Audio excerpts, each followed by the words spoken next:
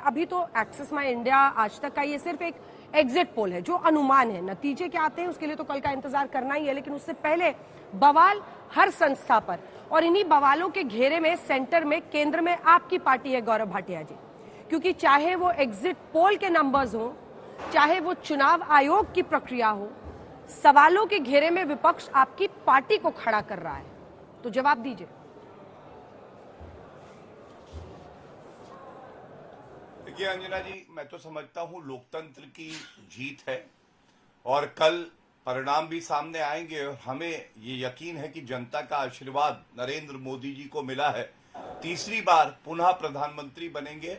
BJP 370 plus, NDA 400 plus का आंकड़ा पार करेगी।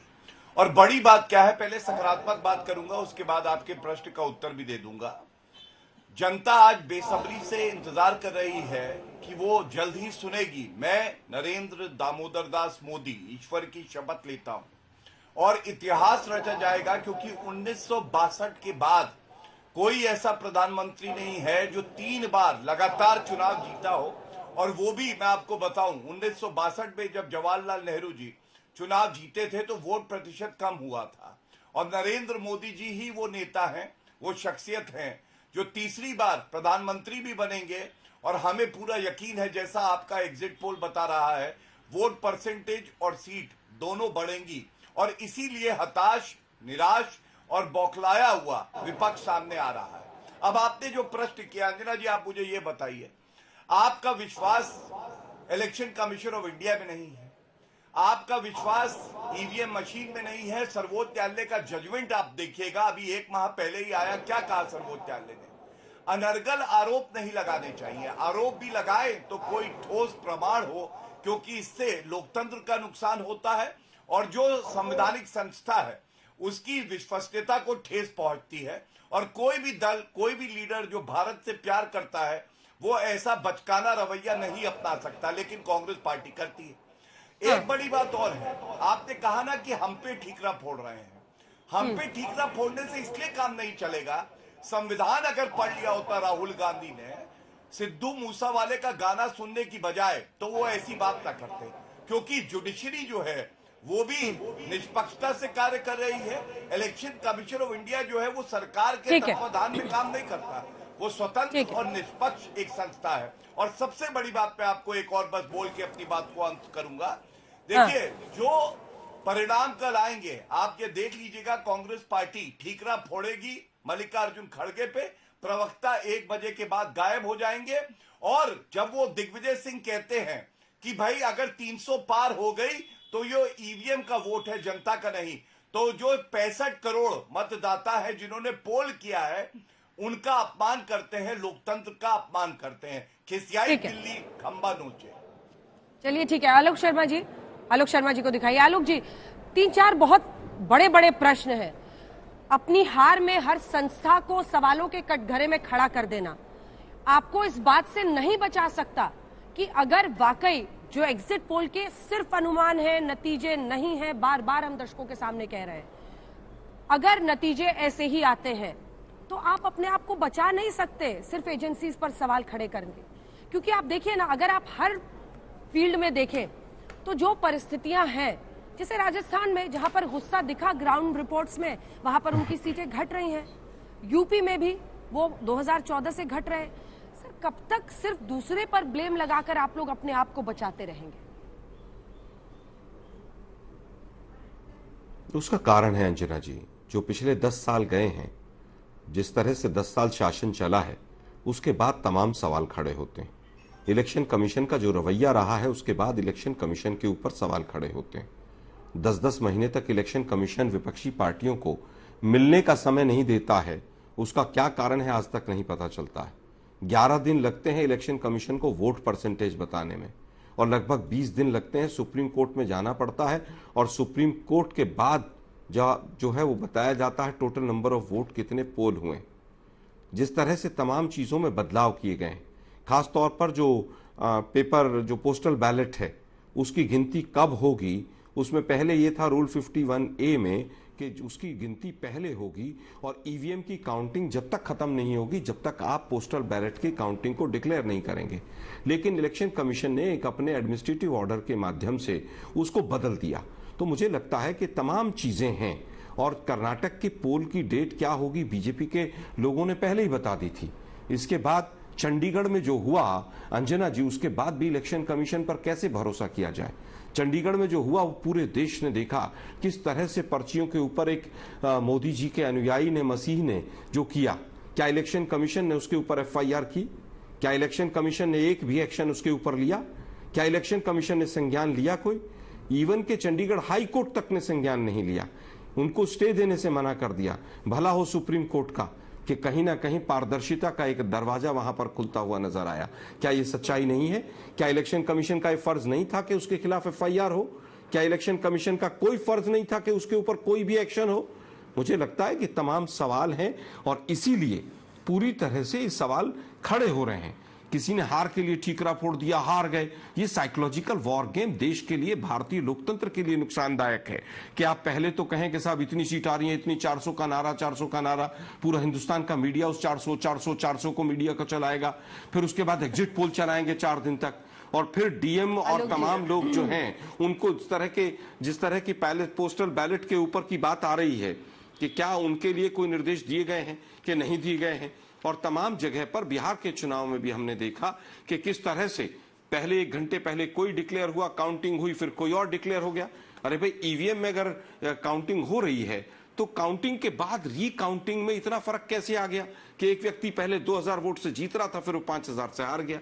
तो तमाम ऐसी चीजें हैं और वो ऐसा नहीं है कि हम ही कह रहे हैं, वो न्यायालय में भी पेंडिंग है। बिहार के कई विधानसभा के चुनाव अभी भी न्यायालय में पेंडिंग है। तो मुझे लगता है कि तमाम जो चीजें हैं उनके आधार पर ही आज विपक्ष कह रहा है। लेकिन ठीक है, मैं लौट रही हूँ, सबके शुरुआती कमेंट्स एक ले लेते हैं, फिर लौट रहे हैं। 2 इलेक्शन कमीशन को बचाने पे लगे। हाँ, लेकिन आलोक जी देखिए, मैं इलेक्शन कमीशन इस देश की संस्था है, उस पर आप प्रश्न कीजिए, आपका ये अधिकार है। लेकिन दूसरा पक्ष भी आपको सुनना होगा, क्योंकि सुप्रीम कोर्ट ने वीवीपैट से मिलान की मांग को ठुकरा दिया। सुप्रीम कोर्ट ने कहा ना, ये थोड़ा ना किसी मीडिया ने कह दिया, मीडिया ने आपको हरा दिया, आपको इलेक्शन कमीशन ने हरा दिया। अंजना जी 5 सेकंड लूंगा मैं केवल। अंजना जी 5 सेकंड लूंगा केवल मैं। मैं ये कहता हूं सुप्रीम कोर्ट का ये आ गया कि भाई ठीक है, वीवीपैट की काउंटिंग हम नहीं करेंगे। तो क्या जितने केस आज तक इलेक्शन कमीशन से रिलेटेड चल रहे हैं हिंदुस्तान में, सब बंद कर दिए सुप्रीम कोर्ट ने? क्या सुप्रीम कोर्ट ने यह भी लिख कर दे दिया कि आगे इलेक्शन कमीशन गड़बड़ नहीं करेगा? क्या सुप्रीम कोर्ट ने यह भी लिख कर दे दिया कि इलेक्शन कमीशन गंगा जी में नहाकर आया है? मुझे लगता है कि वास्तविकता प्रैक्टिकली हमें सोचना पड़ेगा सब लोगों को। हम भी देश के नागरिक हैं, आप भी देश के नागरिक हैं। नहीं, लेकिन जब कर्नाटक के नतीजे आए, जब हिमाचल प्रदेश के नतीजे आए, तब यही इलेक्शन कमीशन गंगा नहा आया था। मैं लौट रही हूँ आपके पास, थोड़ा सा इंतजार कीजिए। गौरव जी, आपको भी करना होगा, क्योंकि मैं चाहती हूँ कि आप सब लोग अपनी अपनी तरीके से बात करें। मीडिया का थोड़ा सा रुक जाइए, थोड़ा सा रुक जाइए। अगर कर्नाटक में गंगा नहाया था तो आगे गड़बड़ नहीं करेगा, गारंटी अंजना उनका शब्द दे रही।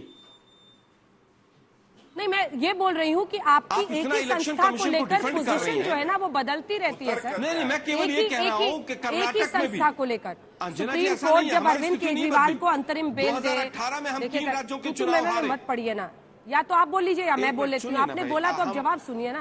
अंतरिम बेल पर वही सर्वोच्च अदालत अगर उनको अंतरिम बेल दे दे तो सर्वोच्च अदालत ने बड़ा अच्छा काम किया। इसलिए इलेक्शन कमीशन पाक साफ है, ये कहां से? ये किसी ने नहीं कहा, लेकिन आपकी पोजीशन चेंज होती है। जीत गया कांग्रेस, हिमाचल जीत गए, तो इलेक्शन कमीशन के ऊपर सारे सवाल उठाने बंद कर देने चाहिए। नहीं, ये हिंदुस्तान का मीडिया कह रहा है। बिल्कुल उठाते रहिए।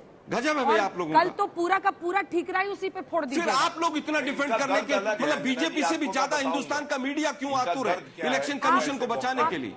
आप ठीकरा कल पूरी तरह से इलेक्शन कमीशन पे फोड़ दीजिएगा सर। आपकी भी जितनी बाइट्स होगी लाइव चलाएंगे। संजय जी, आपके पास आते हुए, चुनाव आयोग को लेकर प्रश्न पूछना, विरोध करना उनका अधिकार है, वो करते रहे, लेकिन प्रश्न यहाँ पर आकर रुकता है कि क्या सारा का सारा ठीकरा ही इलेक्शन कमीशन पर और अन्य संस्थाओं पर फोड़ दिया जाएगा? दूसरा प्रश्न मेरा है एग्जिट पोल को, क्योंकि आप ही एक पोलस्टर है। पोलस्टर्स को सवालों के घेरे में, अभी तक ये कहा जाता था कि ओपिनियन पोल नहीं होना चाहिए, और ये सही भी है क्योंकि वो वोटर की मानसिकता को प्रभावित कर सकता है। लेकिन एग्जिट पोल होता है वोटिंग खत्म होने के बाद। एग्जिट पोल पर भी अब प्रश्न करना कि वो सत्ता के दबाव में किया जा रहा है, क्या ये सही है? एक पोलस्टर के तौर पर मैं आपसे पूछ रही हूँ। मुझे नहीं लगता है कि इस तरह के सवाल जवाब पोलस्टर्स के लिए ठीक हैं, लेकिन जिस तरह के पोल्स तमाम आए 18, 19, 20, ट्रांसपेरेंसी के पक्ष में मैं हूं। मुझे लगता है कि जिन लोगों ने पोल किए, जिन लोगों ने आंकड़े दिए, कुछ उसके साथ और तथ्यों को भी देना चाहिए। वोट शेयर एस्टिमेट, किस तरह की डिटेल्स आपने इकट्ठा की, अगर आप इन डिटेल्स को नहीं देंगे तो एक आम जो व्यूअर है, जनता है, उसके भी मन में संदेह पैदा होता है ये क्या हो रहा है ये पोल्स का। और पॉलिटिशियन जिनको आप हारते हुए दिखाएंगे पोल्स में, चाहे वो किसी भी पार्टी के हों, वो तो सवाल उठाएंगे ही उठाएंगे। तो मैं ये नहीं कह रहा हूं कि हर सवाल जो उठाए जा रहे हैं वो गलत है, लेकिन पोल्स जिस तरह से हो रहे हैं, जिस तरह से इनकी बाढ़ आ गई है, मुझे लगता है कुछ सवाल तो मैं भी उठाने की स्थिति में हूं। जैसे ट्रांसपेरेंसी नहीं है, एक आंकड़ा आ जाता है, ये कौन लोग हैं, किसने पोल किया, वोट शेयर एस्टिमेट क्या है। कम से कम वोट शेयर एस्टिमेट तो मैंडेटरी होनी चाहिए। आप किसी डॉक्टर के पास जाते हैं और आप कहते हैं मेरी तबीयत खराब है, डॉक्टर आपसे पूछता भी नहीं है कुछ और डॉक्टर दवाई दे देता है, कहता है दवाई खा लो। भाई उनसे उस डॉक्टर ने आपसे पूछा ही नहीं, पेट में दर्द है, सर में दर्द है, हाथ में दर्द है, कहां दर्द है, और एक दवाई दे दिया। तो जैसे ही हम जो भी पोल करता है वो वोटरों के पास जाके पूछता है आपने किसको वोट दिया। तो जब ये आपने सवाल पूछा है तो ये तो पता चलेगा वोट कितना आया। वोट नहीं, कुछ भी नहीं, कोई ठिकाना नहीं, बस एक आंकड़ा फेंक दिया। मुझे लगता है इस पे पाबंदी की नहीं मैं बात कर रहा हूं, ट्रांसपेरेंसी होनी चाहिए। इसमें लीडर एक्सेस माई इंडिया आज तक का रहा है, क्योंकि एग्जिट पोल लगातार हम लोग करते रहे हैं और वो एक्यूरेसी के करीब है। 5 लाख से ऊपर जो इसके सैंपल साइज है वो भी संजय जी हम लोग बताते हैं, वोटिंग परसेंटेज बताते हैं, हर राज्य का हम सीट्स तक पहुंचते हैं और सीट्स पर भी to stick your neck out जिसे अंग्रेजी में कहते हैं, सीट पर कहना कि इसकी लोकप्रियता ज्यादा है, उस पर बहुत कुछ दाव पर होता है। ये कोई नहीं जानता कि कितनी मेहनत इसके पीछे होती है। नहीं, मैं बिल्कुल मैंने ये कभी नहीं कहा, किसी पोलस्टर का नाम नहीं लिया, किसी पोल का नाम नहीं लिया, लेकिन मैंने एक बड़ा आंकड़ा बताया कि अब 18-19 पोल्स आए। अब इसमें से कई ऐसी कंपनियां हैं, कई लोग ऐसे हैं जिनकी कोई चर्चा ही नहीं, पता ही नहीं कौन लोग हैं। तो मैं ये कह रहा हूँ ट्रांसपेरेंसी की जरूरत है। कई ऐसे पोल्स हैं जो बहुत ट्रांसपेरेंट होते हैं। और आपने एक्सेस माई इंडिया का जिक्र किया, बिल्कुल ट्रांसपेरेंट पोल है, सारा कुछ दिखाया जाता है। ट्रांसपेरेंसी के पक्ष में मैं हूँ। और ये अभी नहीं, बहुत दिनों से हो रहा है। मतलब आज आधा विपक्ष तो ऐसा प्रतीत होता है जैसे 2014 के बाद ही मीडिया आया है, 2014 के बाद ही चुनाव आयोग, 2014 के बाद ही एग्जिट पोल्स हो रहे हैं। अरे उससे पहले तो ओपिनियन पोल भी खूब चलते थे आशुतोष जी, और उस समय खूब चर्चाएं होती थी। और ये फिर खुद मीडिया चैनल्स ने पाया कि ओपिनियन पोल्स प्रभावित कर सकता है वोटर के माइंडसेट को, और ओपिनियन पोल्स रोके गए।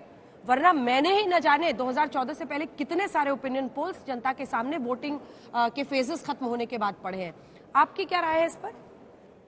मेरा तो ये कहना है कि सचिन तेंदुलकर एक इनिंग में सेंचुरी मारता है, अगले में 0 पर आउट हो सकता है, एक में बहुत शानदार बल्लेबाजी कर सकता है और अगले में वो गलत तरीके से खेल सकता है।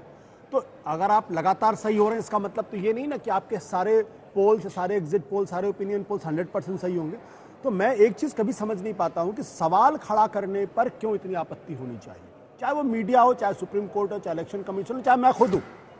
मैं अपने को भी मैं ऊपर नहीं समझता। लोगों को यह अधिकार है कि अगर मैं पब्लिक में हूं और मेरी जिम्मेदारियां हैं, चाहे कॉन्स्टिट्यूशनल हो चाहे जैसी, तो मुझे भी सवालों के जवाब देने पड़ेंगे और इलेक्शन कमीशन को भी सवालों के जवाब देने पड़ेंगे। देखिए, इलेक्शन कमीशन का कंडक्ट पिछले कई सालों से कंसिस्टेंटली देखा जा रहा है कि उनका जो कंडक्ट है उस पर गहरे सवाल हैं। ताजा उदाहरण मैं आपको पश्चिम बंगाल का देता हूं, जहां भारतीय जनता पार्टी का एक विज्ञापन था, उस पर तृणमूल कांग्रेस ने ऑब्जेक्शन किया। कायदे से इलेक्शन कमीशन को फौरन उसका कॉग्निजेंस लेना चाहिए था, उस पर कार्रवाई करनी चाहिए थी, लेकिन कोई कार्रवाई नहीं की। फिलहाल मामला हाईकोर्ट गया, हाईकोर्ट ने इलेक्शन कमीशन को पुल अप किया और कहा कि ग्रास फेल्योर है, आपको कार्रवाई करनी चाहिए, आपने कार्रवाई नहीं की। उसके बावजूद जब यह सुप्रीम कोर्ट मामला गया तो सुप्रीम कोर्ट ने कहा कि भाई जब हाई कोर्ट के ऑर्डर के बाद भी आपने कोई कार्रवाई नहीं की है और मुझे नहीं मालूम अभी भी आपने कार्रवाई की है, तो इसका क्या मतलब है? इसका मतलब यह है कि कहीं ना कहीं कुछ तो गड़बड़ी हो रही है, और अगर गड़बड़ी हो रही है तो जवाबदेही बनेगी। और अगर मान लो गड़बड़ी नहीं भी हो रही है तो भी सवाल तो पूछे जाएंगे ना। लोकतंत्र में आप सवाल पूछना बंद करा देंगे? अगर यहां अजीब स्थिति बन जाती है कि आप आर्मी से सवाल नहीं कर सकते, आप पुलिस से सवाल नहीं कर सकते, आप सुप्रीम कोर्ट सवाल नहीं कर सकते, आप मीडिया से सवाल नहीं कर सकते, आप इलेक्शन कमीशन, तो फिर सवाल किससे करेगा आदमी? तो सवाल तो करेगा। अगर प्रदीप जी अगर एग्जिट पोल कर रहे हैं और अगर लोगों को थोड़ा भी अविश्वसनीय लगता है तो सवाल पूछेंगे। अब ये तो कल तय होगा कि जिन्होंने सवाल पूछा वो गलत साबित हुआ या सही साबित हुआ। हो सकता है प्रदीप जी 100% सही हो जाए। तो फिर नहीं, आप समझे नहीं आशुतोष जी। सवाल इस पर नहीं है कि एग्जिट पोल कल सही होगा या नहीं होगा, उसका तो इंतजार ही नहीं हो रहा है। एग्जिट पोल प्रायोजित है, एग्जिट पोल बीजेपी के ऑफिस में बना है, ये कहा जा रहा है। अब तो ये तो नतीजे आएंगे ना, वो रियल टेस्ट है ना। अंजना जी, रियल टेस्ट आप तो तो ये है कि आप तो रिजल्ट। जानती है कि मुझे राजनीति छोड़े हुए 5 साल हो गए, है ना। पर आप खुद ही मानते हैं इकरारे मोहब्बत की मेरी पहली मोहब्बत और आखिरी मोहब्बत है, और अब भी मेरी मोहब्बत है 5 साल आम छोड़े आदमी हो गए पार्टी। ना। आज भी भारतीय जनता पार्टी के जितने प्रवक्ता आते हैं सब कहते हैं ये तो आम आदमी पार्टी की तरह बल्लेबाजी करता है, कोई किसी तरीके से बल्लेबाजी करता। मुझे ट्विटर पे जाके कहना पड़ा, भाई साहब अभी तक तो आप लोग मुझे कह रहे थे मैं बीजेपी की तरफ से बल्लेबाजी कर रहा हूं और अब कांग्रेस से बल्लेबाजी कर रहा हूं। बीजेपी के लिए आपको बोला? हाँ, मुझे बोला, मुझे ट्विटर पे जाके कहना पड़ा कि भाई मैं संगी हो गया हूं। मैंने कैसे मिस कर दिया ये? आप यार आप जाइए मेरे टाइमलाइन में, आपको पता चल जाएगा।